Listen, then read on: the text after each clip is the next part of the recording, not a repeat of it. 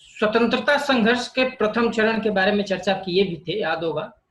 कांग्रेस की स्थापना के बाद इसके 3 चरण के बारे में हम लोग पढ़े थे। उसमें आज हम पढ़ेंगे स्वतंत्रता संघर्ष का प्रथम चरण के बारे में, क्या क्या घटनाएं घटी इस दौर में, इसके बारे में हम चर्चा करेंगे। फिर इसके बाद द्वितीय चरण पर जाएंगे।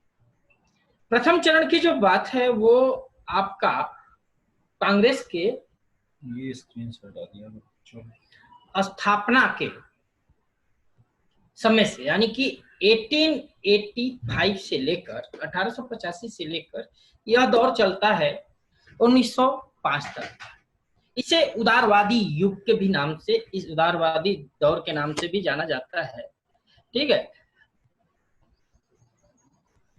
एक मिनट थोड़ा सा। तो उदारवादी दौर के नाम से भी ये जाना जाता है।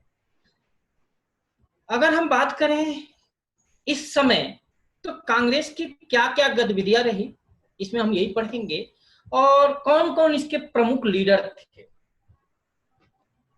बात करें हम तो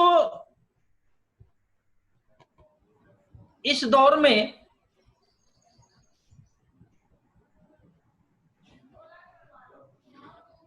कांग्रेस में मध्यम बुद्धिजीवी वर्गों का दबदबा था। जैसे इसमें अगर हम बात करें तो वकील, डॉक्टर, इंजीनियर, पत्रकार, साहित्यकार, इनका पूरा दबदबा था,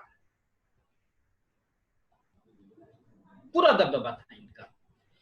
और इसमें जो प्रमुख तत्कालीन उदारवादी नेता थे, उसमें से अगर हम बात करें तो दादा भाई नौरोजी, फिरोज शाह मेहता, महादेव गोविंद रनाडे, सुरेंद्रनाथ बनर्जी, ठीक है, व्योमचंद्र बनर्जी, इस तरह के गोपाल कृष्ण गोखले, इस तरह के कुछ प्रमुख लीडर उस समय थे, अग्रणी भूमिका निभा रहे थे इसमें। जहां तक हम बात करें उदारवादी नेताओं के बारे में, अगर हम थोड़ा चर्चा करें, थोड़ा ध्यान दे देखें, उसको समझें, तो ये पता चलता है कि शुरुआत के दौर में जो उदारवादी नेता थे वो अंग्रेजों की न्यायप्रियता, जो अंग्रेजों के प्रति न्यायप्रियता थी, उसमें इनको पूर्ण निष्ठा थी।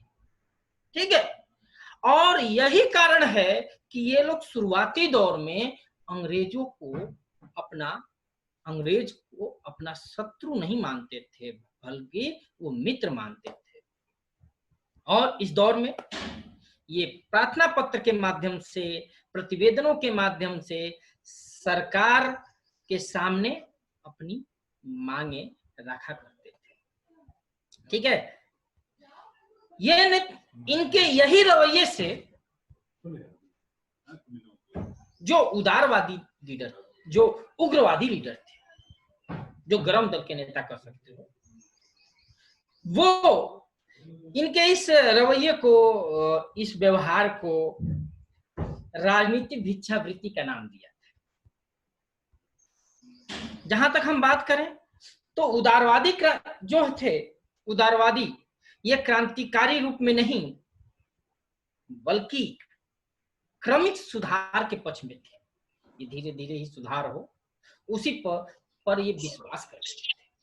इनका मानना था कि राष्ट्रीय चेतना का उदय का जो श्रेय जाता है वो ब्रिटिश शासन को जाता है, ब्रिटिश हुकूमत को जाता है। ब्रिटिश शासन ने ही भारत के सामाजिक जीवन को पाश्चात्य सभ्यता और संस्कृति का स्पर्श करा के लोगों के अंदर स्वतंत्रता का भावना जागृत कर दिया है। ठीक है, ध्यान रखिएगा, ये लोग जहां तक मैं बताऊं धीरे धीरे सुधार लाने का प्रयास कर रहे थे। इनकी डिमांड जो थी बहुत ही साधारण सी डिमांड थी, सरकार के सामने बहुत छोटी छोटी सी डिमांड होती थी इनके, और वो बिल्कुल पत्र के माध्यम से वो डिमांड को डिमांड रखते थे सरकार के सामने। उसमें से जैसे अगर हम बात करें तो कुछ एग्जाम्पल के तौर पर देखें तो भारत सचिव की इंडिया काउंसिल को समाप्त करने की बात कर रहे थे ये। और इसके अलावा इनका क्या नाम था, इनकी क्या डिमांड थी, तो केंद्र और प्रांतों में विधान परिषद का विस्तार करने की बात हो रही थी कि भी विस्तार किया जाए। साथ ही उच्च सरकारी नौकरियों में भारतीयों को अंग्रेजों के समान अवसर मिले, क्योंकि उस समय अगर उच्च नौकरियों की जहां बात की जाती है तो उस समय भेदभाव होता था। ब्रिटिश के लिए अलग रवैया अपनाया जाता था, भारतीयों के लिए अलग रवैया अपनाया जाता था। तो उनके डिमांड सिंपल सा ये था कि भाई इसमें भेदभाव नहीं होना चाहिए, सबके लिए समान होना चाहिए। इसके अलावा अगर एक डिमांड और थी इनकी कि भाई जो सिविल सर्विस के जो प्रतियोगी परीक्षाएं हैं वो भारत में भी कराया जाए। ये छोटी छोटी इनकी डिमांड थी। हाँ, धीरे धीरे क्या नाम है, उदारवादी नेता भी थोड़ा बहुत विरोध करना शुरू करते हैं। और विरोध में से सबसे प्रमुख कारण माना जाता है शुरुआत दौर में तो वो आर्थिक, है ना, अर्थव्यवस्था को लेकर ब्रिटिश सरकार को घेरना शुरू करते हैं। ठीक है, प्रारंभिक उदारवादियों को ये इनको प्रभावित तर्क देकर समझाना शुरू किए कि हाँ भाई देखिए इस तरह से अर्थव्यवस्था के साथ खिलवाड़ किया जा रहा है अर्थव्यवस्था में, और विरोध को प्रभावी ढंग से तर्कपूर्ण बताया जाता है। जैसे इसमें अगर हम बात करें तो दादा भाई नौरोजी के द्वारा, याद करिए मैं आप लोगों को धन निष्कासन के सिद्धांत के बारे में बताया था, उन्होंने बहुत प्रभावी पूर्वक जनता को भी बताया कि भाई देखो इस तरह से लूटा जा रहा है। वो भी तो उदारवादी नेता के प्रमुख लीडर थे उसमें से। तो इसके अलावा इसका विरोध किया गया, इस पर आंदोलन किया गया कि भाई इतना ज्यादा लूट खसोट की बंद किया जाए। दूसरा, सरकार द्वारा भू राजस्व में की गई बढ़ोतरी का भी विरोध किया गया, आंदोलन चलाया गया और सरकार द्वारा उठाए गए कदमों की आलोचना की गई। प्रशासन में जो भ्रष्टाचार फैला था उसके प्रति भी आवाज उठाई गई। अब थोड़ा गौर करें, देखें तो कांग्रेस के प्रारंभिक उदारवादी नेताओं ने कुछ गिने चुने व्यक्ति को ही, कांग्रेस के जो प्रारंभिक उदारवादी नेता थे वो जो कुछ गिने चुने व्यक्ति को जो सुविधाएं मिलती थी उनका विरोध करना शुरू किया। वो विरोध करने लगे कि भाई कुछ गिने चुने व्यक्ति को ही क्यों सुविधाएं दिए जाए, सबके लिए समान अधिकार होने चाहिए और इसमें स्वतंत्रता तथा सामाजिक समानता के सिद्धांतों को लाने का अपील किया गया था। ठीक है, तो ये वैसा एक दौर था। अब हम बात आगे थोड़ा सा करते हैं तो उसमें आते हैं उदारवादियों का इंग्लैंड में प्रचार। देखिए एओ ह्यूम, दादा भाई नौरोजी, वेटरबर्न इत्यादि बहुत सारे नेताओं का यह मानना था कि हम भारतीय राष्ट्रीय कांग्रेस का जब तक इंग्लैंड में प्रचार नहीं किया जाएगा तब तक ये ब्रिटिश हुकूमत हमारी बात नहीं मानेगी, जब तक हमारे सपोर्टर ब्रिटेन में भी ना होंगे। जब उनके लोग हमारे सपोर्टर नहीं होंगे, ब्रिटेन के लोग, इंग्लैंड के लोग हमारे सपोर्टर नहीं होंगे, तब तक ये अंग्रेज हमारी मांगे नहीं। इसीलिए 1887 में दादा भाई नौरोजी ने इंग्लैंड में भारतीय सुधार समिति की स्थापना की। 1887 1888 में नौरोजी ने विलियम डिग्बी की अध्यक्षता में इंडियन एजेंसी की स्थापना की। आगे बढ़ते हैं 1889 में कांग्रेस की ब्रिटिश समिति बनी और 1890 में भारत की यथास्थिति से परिचय कराने की इसमें बात की गई थी कि भारत में कौन क्या स्थिति है, इससे ब्रिटेन को परिचित कराया जाए। और इसी के इसीलिए एक प्रतिनिधि मंडल वहां ब्रिटेन में भेजने की बात की गई थी और इस प्रतिनिधि मंडल में मैं पीछे भी चर्चा किया था और कुछ कांग्रेस के कार्यकर्ता ब्रिटेन भेजे भी गए, वहां गए भी। ठीक है, और अब 1890 में जो प्रतिनिधि मंडल भेजने की बात की गई थी, उसमें से सुरेंद्र नाथ बनर्जी थे, डब्ल्यूसी बनर्जी थे, एओ ह्यूम थे, ठीक है। फिर आगे चलकर बिपिन चंद्र पाल भी 1889 में इंग्लैंड में गए। इनके प्रयासों के फलस्वरूप इंग्लैंड में भारतीय जनमानस की समस्याओं के प्रति सहानुभूति बढ़ना प्रारंभ हो जाता है, और इसीलिए एक चीज देखने को आगे इसका प्रभाव भी देखने को मिलता है। वह प्रभाव मिलता है 1892 में भारतीय परिषद अधिनियम पारित किया गया, जिसके फलस्वरूप भारतीयों के राजनीतिक अधिकार की सीमा, जो राजनीतिक अधिकार थी उसकी सीमा थोड़ी सी, ज्यादा पूरा तो नहीं लेकिन थोड़ा सा बढ़ा दिया गया, ठीक है। और यह जो प्रयास था, जो यह अधिनियम आया था, बिल्कुल नहीं नकारा जा सकता। यह अधिनियम कांग्रेस के सतत प्रयासों का ही परिणाम था, यह अधिनियम, ठीक है ना। इसके बाद अब हम पढ़ेंगे कांग्रेस के प्रति सरकार की रुख। कांग्रेस के प्रति सरकार का क्या नजरिया था, क्या रुख था, इसके बारे में चर्चा करेंगे। देखिए, जब कांग्रेस की स्थापना की गई, पता ही होगा, तत्कालीन गवर्नर जनरल डफरिन ने बहुत सपोर्ट भी किया। तो शुरुआती दौर में अंग्रेजों द्वारा बहुत इसको सपोर्ट किया गया, कांग्रेस को। रीजन ये था कि उनको ये लगता था कि जो भारतीय जनमानस में हमारे प्रति, ब्रिटिश सरकार के प्रति जो विरोध है, वो कहीं ना कहीं ये कांग्रेस संभाल लेगी। उनको ये बिल्कुल नहीं पता था कि कांग्रेस भी हमारी आलोचना करने लगी। इसीलिए शुरुआती दौर में कांग्रेस के प्रति ब्रिटिश सरकार का रुख बहुत ही नरम था। आप देखेंगे भी, डफरिन जब कलकत्ता अधिवेशन हुआ था तो अपने यहाँ गार्डन पार्टी भी दिया था, याद होगा, हम पीछे पढ़े भी थे। अब मद्रास अधिवेशन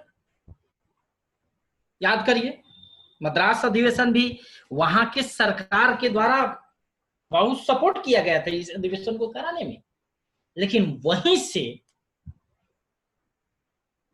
सरकार की आलोचना प्रारंभ होती है, मद्रास अधिवेशन से।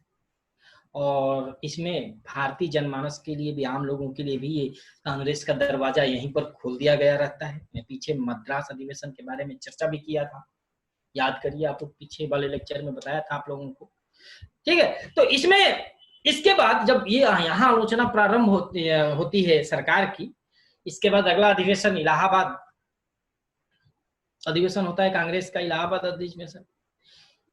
वहां पर अब सरकार पूरी तरह से कांग्रेस के भी प्रति वो नरम रुख को खत्म करती है, अब आलोचना करना प्रारंभ कर देती है कांग्रेस की सरकार, ठीक है।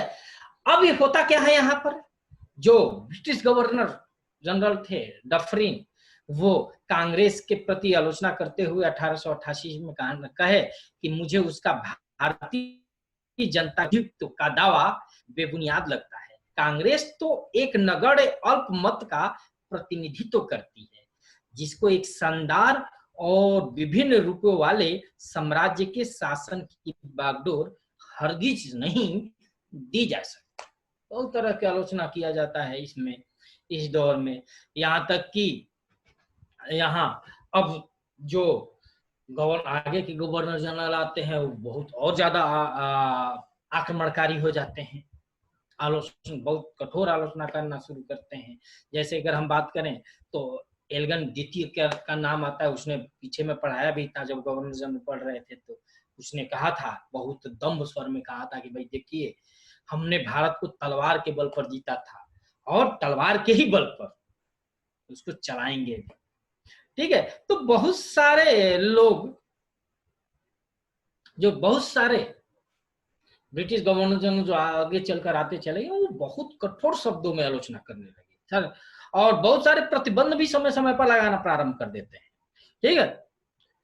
ब्रिटिश इधर 1800 इनको ज्यादा सफलता कब मिलती है? ब्रिटिश सरकार को सफलता ज्यादा तब मिलती है जब 1888 में सर सैयद अहमद खान, अब यहीं पर उनको फूट डालो और राज करो वाली जो उनकी नीति थी, वहां एंट्री करने का मौका मिल जाता है सरकार। और यहाँ होता यह है कि 1888 में सर सैयद अहमद खान ने एंग्लो मुस्लिम डिफेंस एसोसिएशन की स्थापना करते हैं और धीरे धीरे सरकार के नीतियां भारतीयों के, अब आगे चलकर ऐसे ही होता है, धीरे धीरे सरकार की जो नीतियां थी भारतीयों के प्रति और कठोर होता चला जाता है। अब जो ब्रिटिश हुकूमत है, ब्रिटिश सरकार है, वो फूट डालो और राज करो की नीति का पालन प्रारंभ करना लगती है, शुरू कर देती है। और इसका एग्जाम्पल मिलता है बंगाल विभाजन से। ठीक है, बंगाल विभाजन 1905 में एक वायसराय उस समय लॉर्ड कर्जन थे। 20 जुलाई को विभाजन का निर्णय लिया गया था। 7 जुलाई को विभाजन के लिए विरोध और आंदोलन शुरू हुए थे। सॉरी 7 अगस्त को, ठीक है, 7 अगस्त को विभाजन के लिए आंदोलन प्रारंभ हुए थे। आगे विभाजन जो प्रभावी हुआ वो 16 अक्टूबर को हुआ और विभाजन अंत में रद्द हुआ 1911 में। हम चर्चा इस पर क्रमवार करते चले जाएंगे। देखिए, वायसराय कर्जन के द्वारा उसके सबसे घृणित कार्यों में से एक था बंगाल का विभाजन। विभाजन के समय बंगाल की कुल जनसंख्या 7,85,00,000 थी। इस समय बंगाल में ही बिहार, उड़ीसा और तत्कालीन बांग्लादेश शामिल थे बंगाल में। हालांकि 1874 में ही असम जो है, जो बंगाल का हिस्सा पहले हुआ करता था, अलग हो गया रहता है। अब बंगाल विभाजन का कारण जो गवर्नर जनरल देते हैं, यानी कि लॉर्ड कर्जन के द्वारा जो कारण बताया जाता है विभाजन का कारण, वह बताया जाता है प्रशासनिक असुविधा। परंतु ये प्रशासनिक असुविधा न होकर राजनीतिक कारण था।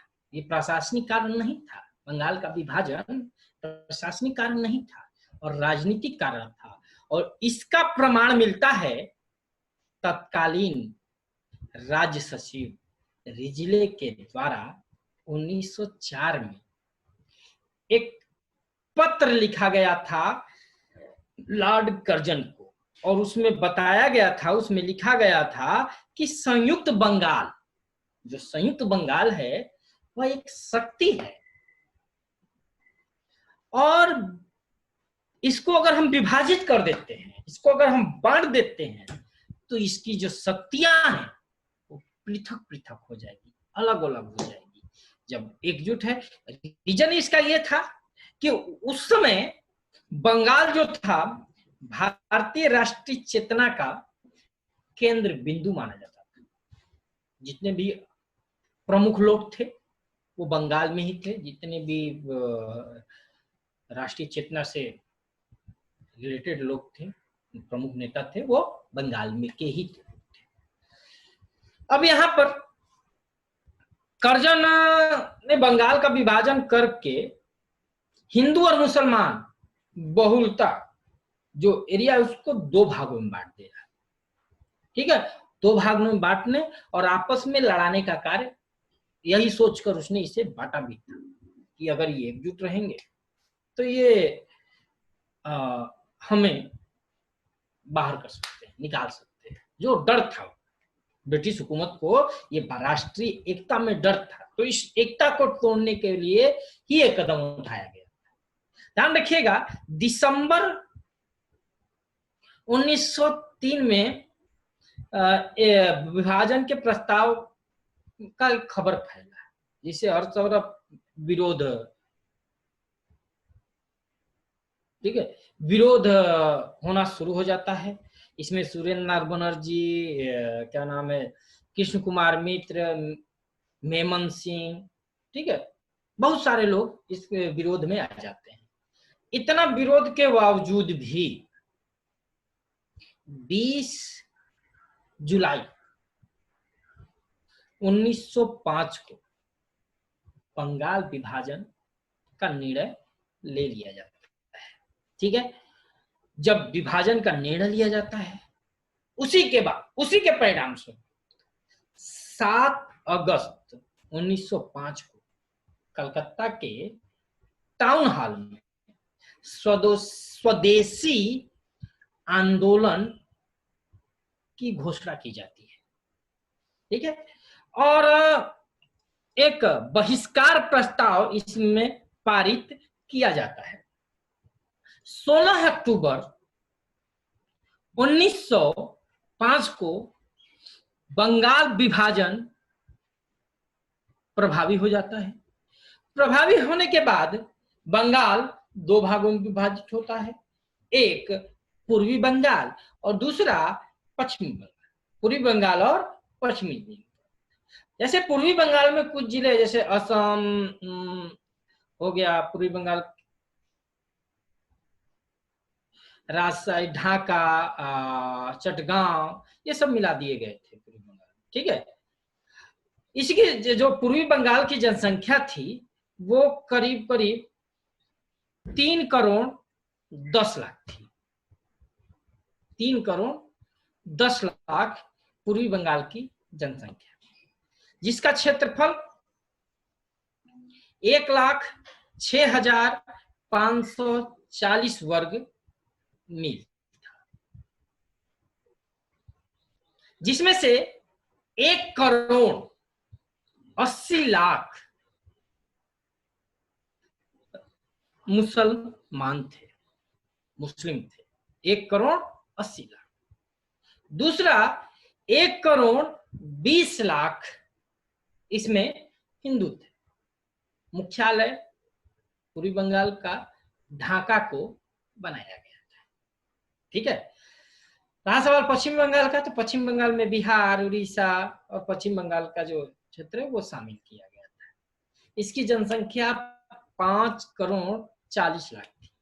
5 करोड़ 40 लाख, जिसमें से 4 करोड़ 50 लाख हिंदू और 90 लाख ही मात्र इसमें मुसलमान थे। ठीक है, और इसका जो क्षेत्रफल था 1,41,580 वर्ग मील था। बंगाल विभाजन की अगर हम बात करें तो बंगाल विभाजन 16 अक्टूबर 1905 को लागू किया गया था। उस दिन पूरे बंगाल में, चाहे वो पूर्वी हो चाहे वो पश्चिमी हो, पूरे बंगाल में शोक दिवस मनाया गया। शोक दिवस रविंद्रनाथ टैगोर के सुझाव पर संपूर्ण बंगाल में राखी दिवस मनाया गया।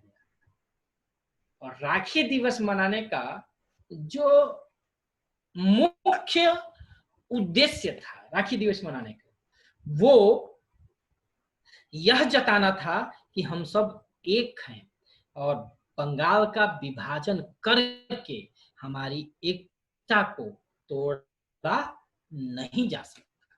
यही कारण है कि रविंद्रनाथ टैगोर ने राखी दिवस मनाने की बात की थी। ठीक है, अच्छा, अगले दिन आनंद मोहन बोस और सुरेंद्रनाथ बनर्जी ने 2 विशाल जनसभाओं को संबोधित किया। और ये जनसभाएं कुछ ही घंटे में, इनके जो क्या नाम है, संबोधन के कुछ ही देर बाद, यानी कुछ ही घंटों में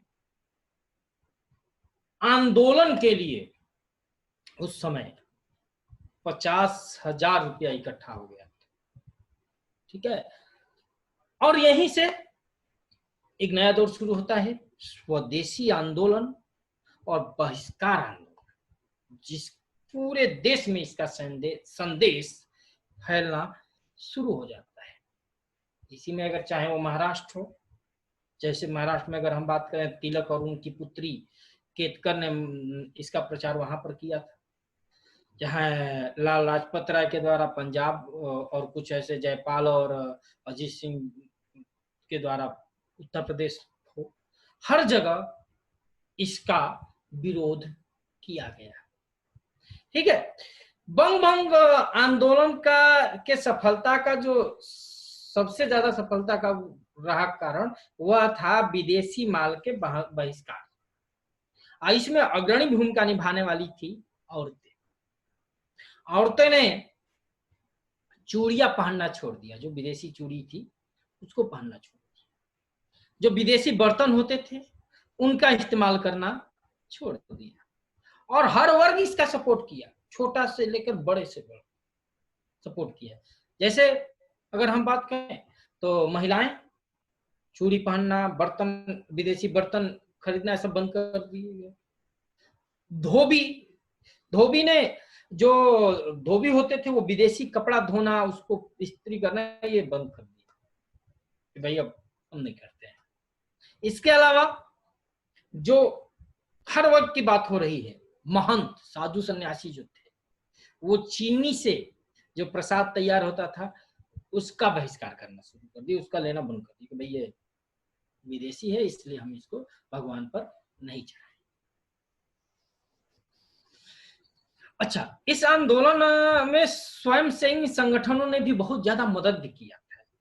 इसमें अगर हम बात करें तो सर्वाधिक जो महत्वपूर्ण संगठन था स्वदेश बांधत्व समिति, और इसके में जो अध्यापक एक थे अश्वनी कुमार दत्त, उसी के नेतृत्व में इस समिति का गठन किया गया था। इसकी देश भर में शाखाएं 159 थी जो इसको प्रचार किया गया था। इसमें इस आंदोलन ने अपने प्रचार के लिए सामूहिक त्योहारों और धार्मिक मेलों का सहारा लिया था। लोग त्योहारों और मेलों में थोड़ा ज्यादा आकर्षित होते हैं, तो इस बात को ध्यान में रखकर इसे किया गया था इस तरफ। ठीक है। आंदोलन की जो एक विशेषता थी वह यह थी कि इसने आत्मनिर्भरता और आत्मशक्ति लोगों के अंदर भर दिया, ये नारा दे दिया था। इस विशेषता थी इस आंदोलन, आत्मनिर्भरता और आत्मशक्ति। स्वदेशी माल की सप्लाई के लिए अनेक स्थानों पर स्वदेशी स्टोर खोले गए। इसमें अगर हम बात करें तो जैसे प्रफुल्ल चंद्र राय का नाम आता है बंगाल में उन्होंने बंगाल केमिकल स्वदेशी स्टोर खोला। ठीक है। अच्छा, इस आंदोलन में जो स्वदेशी आंदोलन है उसमें छात्र जो थे वो बहुत बढ़कर हिस्सा लिए।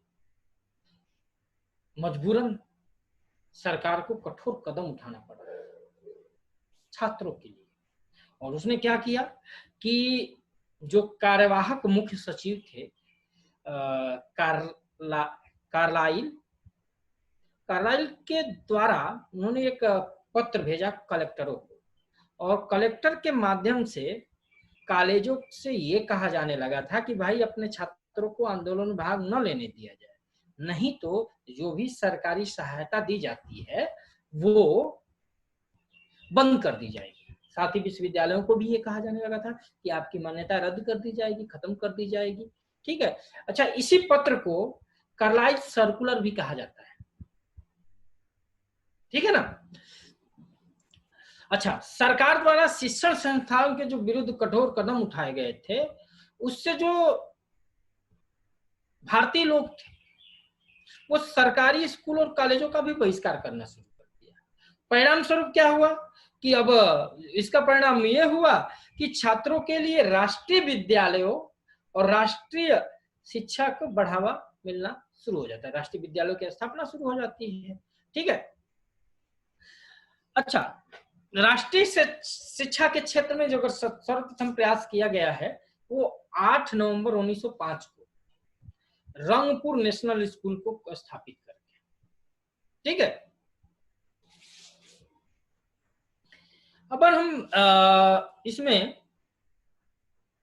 यह जो बहिष्कार आंदोलन चला, हम थोड़ा सा गौर करें तो असफल था, ये अपने लक्ष्य को प्राप्त नहीं कर सका था। बंगाल विभाजन समाप्त नहीं करा पाया था। इसका दूरगामी परिणाम तो निकला। दूरगामी परिणाम यह निकला कि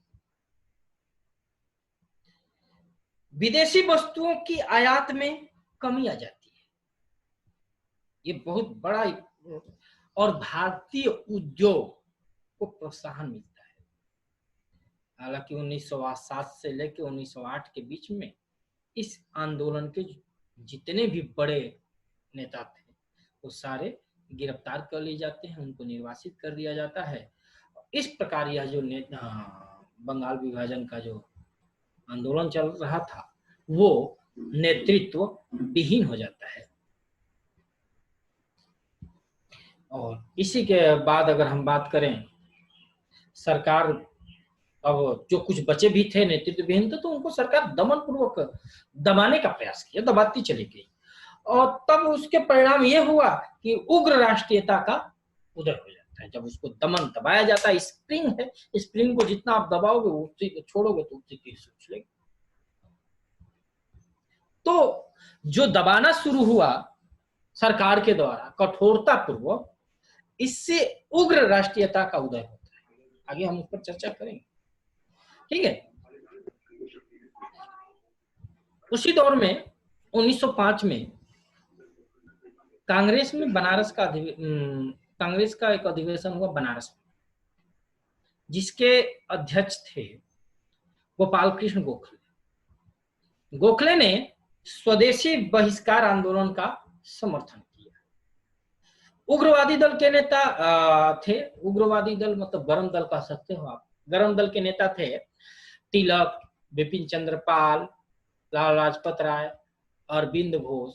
ये सारे लोग पूरे देश में आंदोलन फैलाने का के लिए कहा कि भाई पूरे देश में आंदोलन होना चाहिए, इसके विरुद्ध, जो बंगाल विभाजन है उसके विरुद्ध। लेकिन 1906 में कलकत्ता अधिवेशन जब हुआ तो दादा भाई नौरोजी उसके अध्यक्ष थे कलकत्ता अधिवेशन के, ठीक है। और उन्होंने नौरोजी ने यहाँ पर पहली बार स्वराज की मांग प्रस्तुत की। बंग भंग के बाद, हालांकि मैं पहले बताया ही था कि बंगाल विभाजन के बाद तुरंत राष्ट्रीय आंदोलन, उग्रवादी विचारधारा के लोग जो थे वो सपोर्ट पर आ जाते हैं इसके, और जोर पकड़ना शुरू होता है इन्हीं की वजह से।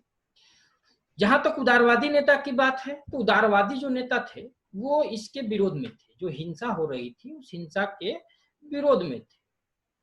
और कलकत्ता अधिवेशन में जो गरम दल हैं और जो नरम दल है, उदारवादी और उग्रवादी कर सकते हैं, इन दोनों लोगों में वैचारिक मतभेद उभर कर सामने आता है।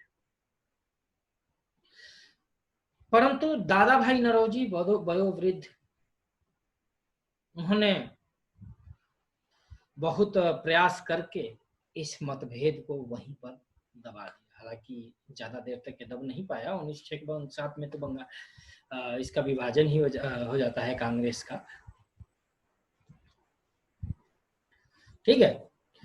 तो हम अब आगे पढ़ेंगे, बंगाल विभाजन के बाद कांग्रेस का विभाजन भी पढ़ेंगे, ठीक है। अच्छा, बंगाल जब इतना ज्यादा आंदोलन शुरू हो जाता है तो सरकार के द्वारा अरुंडेल कमेटी का गठन किया जाता है 1906 में। तत्कालीन वायसराय मिंटो सेकेंड ने राजनीतिक सुधारों के विषय में सलाह लेने के लिए अगस्त 1906 में इसका गठन किया, ठीक है ना।